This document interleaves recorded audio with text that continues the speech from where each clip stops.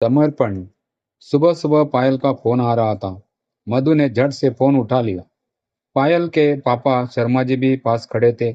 मधु ने हमेशा की तरह स्पीकर ऑन कर दिया, जिससे वे दोनों उससे बात कर सकें। पायल ने उन्हें तुरंत खुशखबरी सुनाई। मम्मी, मैंने अपने जीवन साथी चुन लिया है। मधु ने सुना तो हावक रह गई। उसे पायल से अभी ऐसी उम्मीद नहीं थी। उसने पूछा, कौन है वह खुशनसीब जिसे हमारी बेटी ने अपना साथी चुना है? राहुल, हम दोनों यहाँ साथ ही कंपटीशन की तैयारी कर रहे हैं। यह सुनते ही मधु के हाथ कांपने और जबान लड़खड़ाने लगी। पायल के पापा ने जब यह बात सुनी तो वे सन्न रह गए। पायल, तुम क्या कह रही हो? तुम पर तो हमारी बहुत सारी उम्मीदें लगी हुई है। पापा, मैं आपकी उम्मीदें पूरी करने की कोशिश करूंगी। मैं राहुल को अपना जीवन साथी बनाना चाहती हूँ। वो बहुत अच्छा लड़का है। मुझे पूरा यकीन है कि जब आप उसे मिलेंगे तो आपको भी वह बहुत पसंद आएगा। बेटा, वह तो अभी जॉब पर भी नहीं है। इससे क्या फर्क पड़ता है पापा? जॉब में तो मैं भी नहीं हूँ। हम दोनों संघर्ष कर रहे हैं और हमारा संघर्ष एक दिन जरूर रंग लाएगा। पायल, एक बार फिर से सोच लो। इसमें सोचने क्या है पापा? मुझे अपने जीवन साथी के रूप में राहुल पसंद है। मैं उसे अपना जीवन साथी बनाना चाहती हूँ।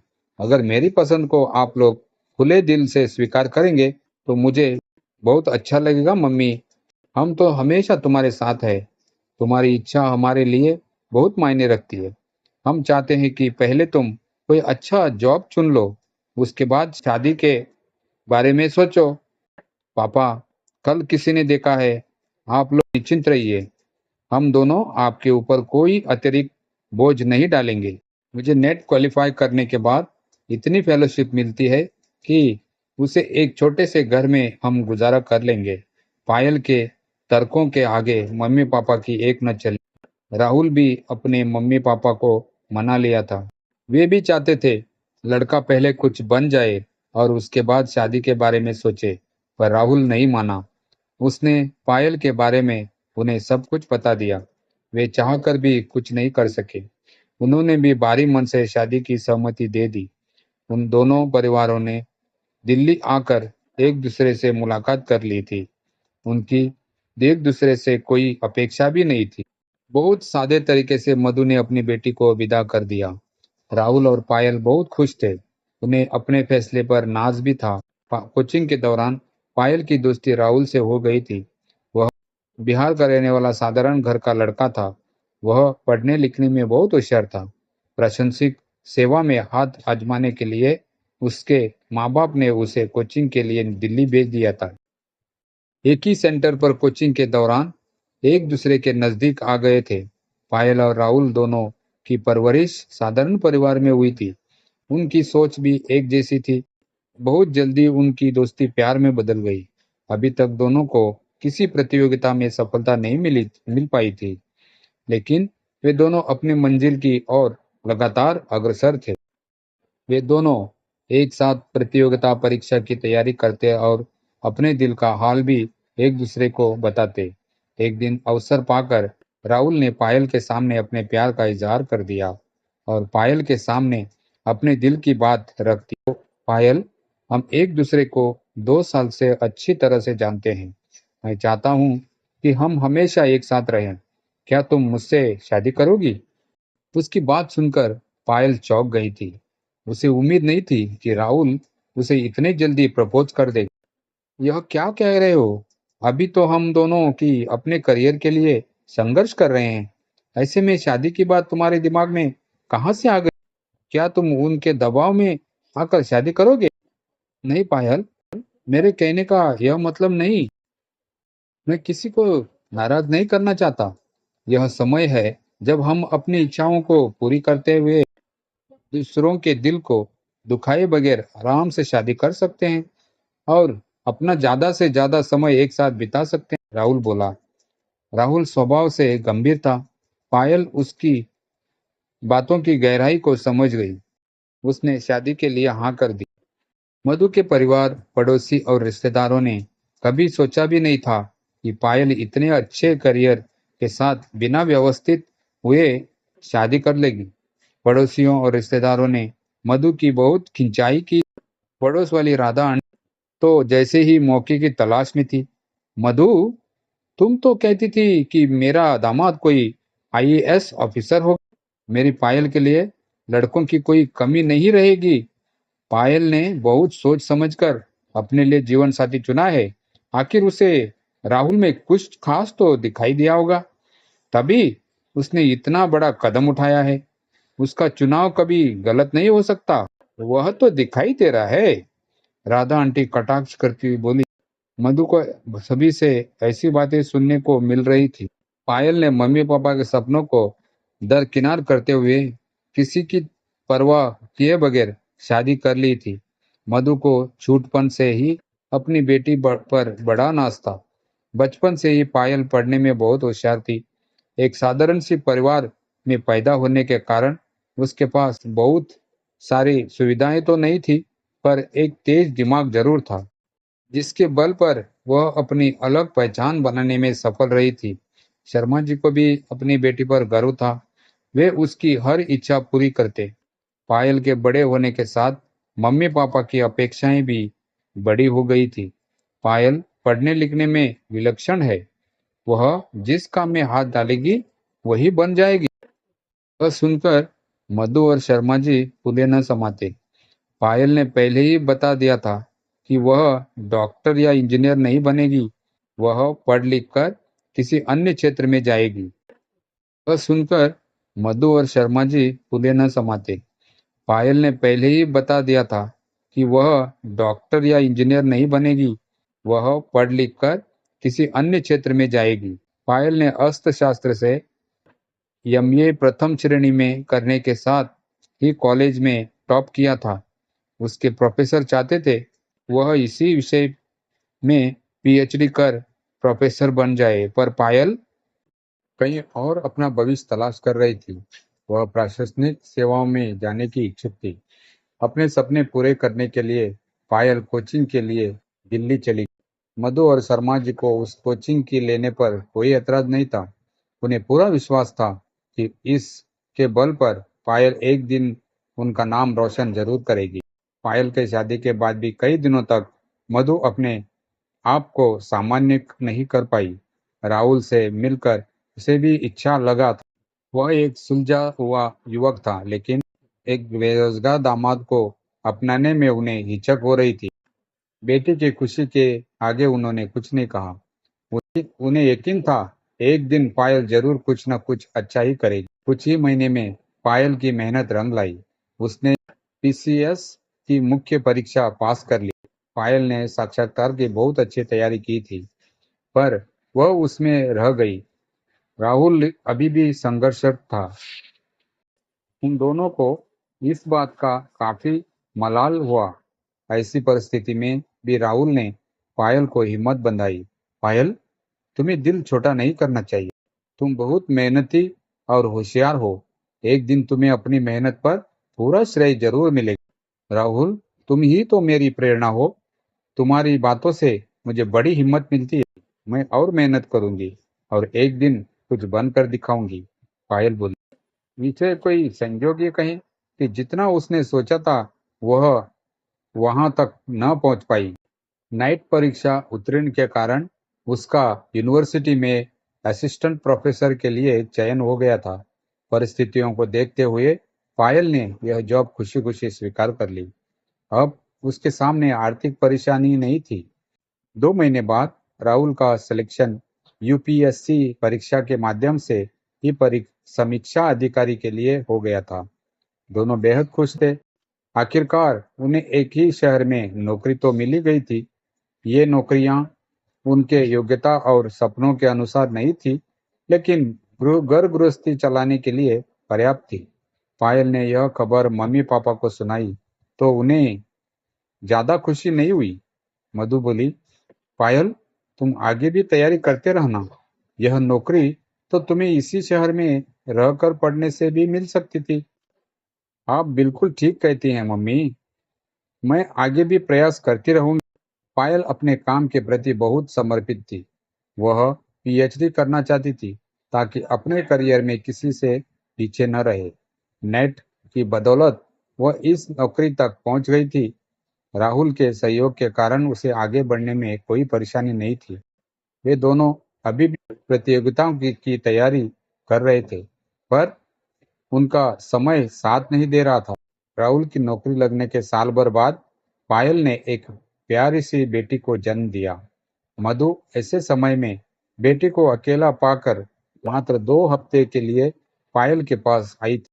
उसे नर्सिंग होम से घर जाने पर वह वापस लौट आई थी। राहुल जिस तरह से पायल का ख्याल रखता था, मधु उसे संतुष्ट थी। उनके 6 महीने मातृत्व अवकाश के साथ आराम से कट गए। उसने कुछ महीने और शिशु देखभाल अवकाश ले लिया था।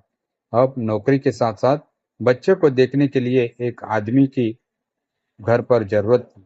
पायल ने कहा, राहुल, क्यों न हम अपने पेरेंट्स को यहाँ बुला लें? क्या उनका दिल हमारे साथ लगेगा? हम छोटे से फ्लैट में रहते हैं। मम्मी पापा को इस प्रकार से रहने की आदत नहीं है। तुम ठीक कहती हो। उनके लिए यह घर जेल के समान हो जाएगा। भले ही हम अपनी ओर से उनके लिए कोई कसर नहीं रखेंगे। एक सामान्य जिंदगी जीने वाले को बड़े शहरों की आदत नहीं होती। उनकी अपनी एक दिनचर्या है जिसे वे यहाँ अच्छे से नहीं निभा पाएंगे। इसके साथ एक दूसरी बात भी है। वह क्या? तुम तो जानती हो कि उनके सपनों को तोड़कर हम दोनों ने शादी की। उनकी अपेक्षा हमसे कुछ और थी और हम उनकी अपेक्षाओं पर खरे नहीं उतरे। हमें देखकर उन्हें यह बात भी याद आती है रहेगी। अच्छा होगा कि हम बच्चे की देखभाल के लिए एक आया रख लें। जल्दी ही पायल उन्हें अपने सहकारियों की मदद से एक आया का इंतजाम कर दिया, पर उसके भरोसे प्रिया को छोड़ने में दोनों को बड़ी परेशानी हो रही थी। किसी तरह 2 महीने बीत गए। एक बार प्रिया की तबीयत बिगड़ गई।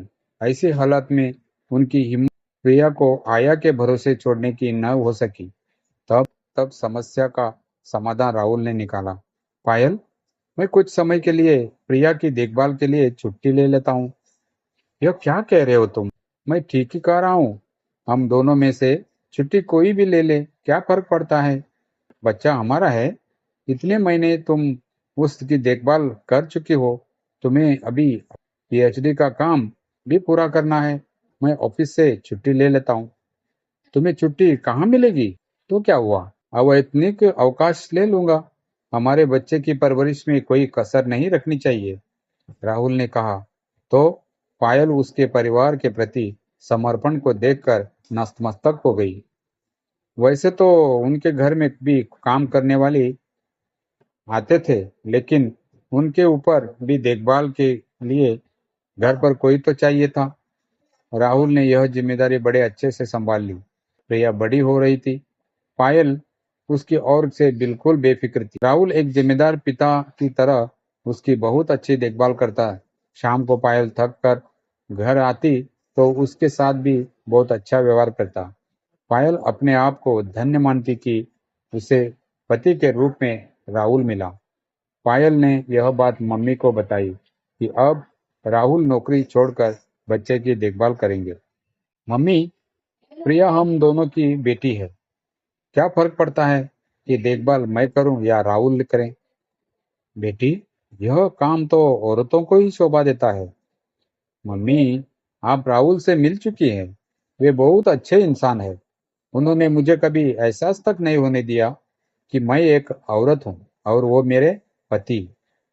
वे घर को मुझसे अच्छे तरीके से संभालते हैं और बेटी का भी बहुत अच्छा ध्यान रखते हैं। तो क्या घर तेरी तनख्वाह से चलेगी बेटी? परिवार के बीच में तेरे मेरा कहाँ से आ गया मम्मी? मेरा और राहुल का जो कुछ है हम सबका है। इससे क्या फर्क पड़ जाता है कि घर कौन चला रहा है? फर्क इस बात से पड़ता है कि घर अच्छे से चलाना चाहिए। उनमें सबके लिए स्थान होना चाहिए। सब की कद्र होनी चाहिए। प्रिया को घर पर आया की नहीं, मम्मी पापा की जरूरत है। राहुल उसकी बहुत अच्छे से देखभाल करते हैं। अगर तुम्हें कुछ गलत लगता है तो तुम यहाँ आ जाओ। तो जानती हो कि मैं तुम्हारे पापा को अकेला नहीं छोड़ सकती और इतने दिन वे बेटी के घर पर नहीं रहेंगे नहीं। तो तुम भी बताओ, कि प्रिया की देखभाल कौन करेगा? तुम राहुल के मम्मी पापा को बुला लो, वह भी तो आप ही की तरह है। आप यह क्यों नहीं समझती? पायल बोली तो मधु चुपचाप हो गई। उन्हें जरा भी इच्छा नहीं लगा कि दामाद नौकरी से छुट्टी लेकर घर पर बैठकर औरतों की तरह अपनी बेटी की देखभाल कर रहा है। इस दौरान वे प्रतियोगी परीक्षाओं की तैयारी भी करते रहे, पर सफलता हाथ नहीं लगी। समय कट रहा था। 3 साल बाद पायल ने एक और बेटी सोनिया को जन्म दिया। मातृत्व अवकाश में पायल ने घर संभाला। उसने बच्चों की देखभाल के लिए 1 साल की और छुट्टी ली। उसके बाद बच्चों को देखने की समस्या फिर खड़ी हो गई थी। राहुल बच्चों की परवरिश में कोई भी कसर नहीं छोड़ना चाहता था। वह इस पक्ष में नहीं था कि बच्चों को दिन भर आया के हवाले छोड़कर खुद नौकरी पर जाए। वह जानता था कि शाम को जब थक कर मम्मी पापा दोनों घर पर आते हैं तो उनके तनाव का बच्चों पर क्या असर पड़ता है। वे किस तरह से बच्चों की परवरिश के लिए एक दूसरे को जिम्मेदार ठहराते हैं। समस्या गंभीर थी और इसका हल निकालना भी जरूरी था। एक दिन राहुल बोला, मैं सोचता हूँ नौकरी छोड़कर अपना समय परिवार को दे दूं। नहीं राहुल, नौकरी छोड़ने की नौबत आई तो नौकरी मैं छोड़ दूंगी, तुम नहीं। भला क्यों? एक पुरुष का इस तरह नौकरी छोड़कर अपने को घर पर कैद कर लेना किसी को भी अच्छा नहीं लगता। मैं किसी की नहीं, तुम्हारी बात पूछ रहा हूँ। तुम तो जानती हो, घर पर रहकर भी मैं अपने लिए कुछ ना कुछ काम ढूंढ ही लूंगा। मुझे जितना वक्त मिलेगा उस दौरान मैं मार्केटिंग का ऑनलाइन काम कर लूंगा। यह काम इतना सरल नहीं है। मन में लगन हो तो कठिन काम भी सरल हो जाते हैं। तुम्हें मुझ पर भरोसा तो है, खुद से भी ज्यादा। सच कहूं तो मैं यही चाहती हूँ कि तुम इस बारे में न सोचो। मैंने कभी ऐसा नहीं सोचा कि मेरी पत्नी नौकरी छोड़कर घर पर बैठ जाए। मैं जानता हूँ कि तुम में मुझसे ज्यादा टैलेंट है। यह तुम क्या कह रहे हो? मैं सही कह रहा हूँ। तुम मुझसे अच्छी नौकरी पर हो। तुम्हारी नौकरी के घंटे कम है और साथ ही नौकरी का तनाव भी कम है। मेरी नौकरी का समय तुमसे ज्यादा है और उसमें तनाव भी बहुत है। अक्सर नौकरी के सिलसिले में टूर पर जाना पड़ता है। मैं नौकरी से ऊपर अपने घर को तवज्जो देता हूँ। तुम ठीक कहते हो, पर तुम्हारे मम्मी पापा क्या सोचेंगे? तुम मेरे मम्मी पापा की नहीं, अपनी मम्मी पापा की फिक्र करो। उन्हें अच्छा नहीं लगता कि दामाद नौकरी छोड़कर घर पर रहें। मैंने इसे अपना घर नहीं, हमारा घर समझा है। इस घर का गुजारा एक के काम करने से अच्छे से चल जाता है। हम बच्चों को देखने के लिए घर पर आया का प्रबंध करते हैं। उसके बदले भी उसे अच्छा खासा मेहनताना देना पड़ता है। उस पर भी दिन भर तनाव रहता है। शाम को बच्चों के काम की चिंता लगी रहती है। इस सब को संभालने के लिए हम दोनों में से एक का घर पर रहना जरूरी है। वैसे मैं घर पर रहकर भी अच्छा खासा कमा लूंगा। अब तुम खुद सोचो, तुम क्या चाहती हो? मैंने अपनी इच्छा तुम्हें बता दी। पायल, तुम नौकरी छोड़ती हो तो तुम पर काम का बोझ अधिक पड़ेगा और तुम्हें शायद नौकरी छोड़ने का पछतावा भी होगा। अभी नौकरी छोड़ने की क्या जरूरत है? मैं अवैतनिक अवकाश भी ले सकती हूँ। वह तो ठीक है, लेकिन तुम जिस जगह पर हो वहां पर तुम्हें अपने स्टूडेंट्स के भविष्य का ख्याल भी रखना चाहिए। मेरे ऊपर इस प्रकार की कोई जिम्मेदारी नहीं है। ऑफिस में एक काम छोड़ता है, उसकी जगह दूसरा ले लेता है। राहुल ने पायल को समझाया। तुम ठीक कहते हो राहुल, तुम्हारी सोच बहुत बड़ी है और मेरी छोटी। ऐसी बात नहीं है पायल, तुम्हारी सोच मुझसे भी बड़ी है, लेकिन समाज का दबाव देखकर शायद तुम झुक जाती हो। मुझे अपने घर की परवाह है, समाज की नहीं। राहुल का निर्णय पायल को बहुत अच्छा लगा। राहुल ने पहले अवैतनिक अवकाश का प्रमाण पत्र दिया। उसके बाद उसने नौकरी से इस्तीफा दे दिया। पायल ने यह बात जब मम्मी को बताई तो वह अवाक रह गई। पायल, मैं यह क्या सुन रही हूँ? मम्मी, आपने ठीक ही सुना है। राहुल ने नौकरी छोड़ दी। ऐसी क्या मजबूरी आ गई?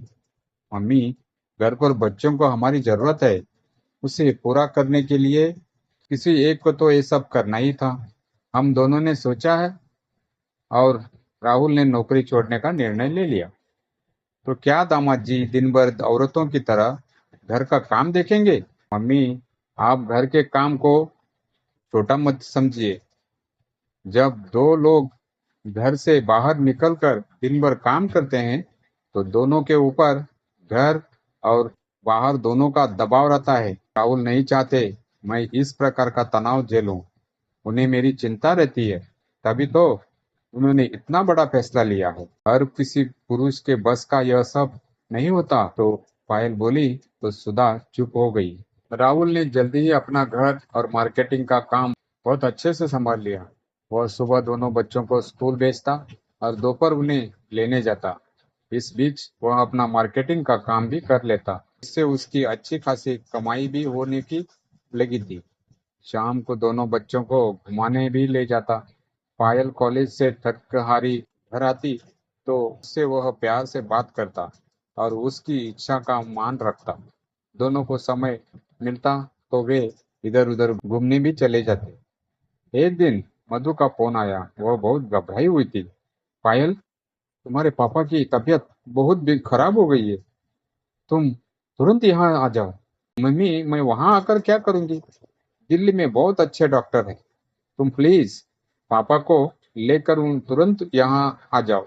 राहुल की देखभाल और भागदौड़ का नतीजा था कि पापा जी की हालत में जल्दी सुधार हो गया था। इस दौरान मधु घर पर रहकर बच्चों की देखभाल कर लेती। राहुल दिन भर पापा जी के साथ रहकर जब घर लौटता तो सबसे पहले प्रिया को होमवर्क करवाता। ऐसी विषम परिस्थिति में भी उसने पायल पर पापा जी की तबीयत की राहुल के रूप में उन्हें दामाद नहीं, पहली बार एक हीरा मिला। मधु को एहसास हुआ इसकी पहचान पायल को बहुत पहले से हो गई थी। घर चलाने की उनकी रूढ़िवादी सोच को राहुल ने तार तार कर दिया था। राहुल का अपने परिवार के प्रति समर्पण किसी स्त्री से भी बढ़कर था। यहाँ पर स्त्री पुरुष का कोई भेद न था। उनके परिवार की गाड़ी बहुत ही अच्छी तरह से प्यार सरोबार हो आगे बढ़ रही थी।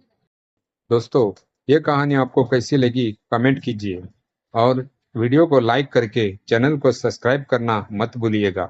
धन्यवाद।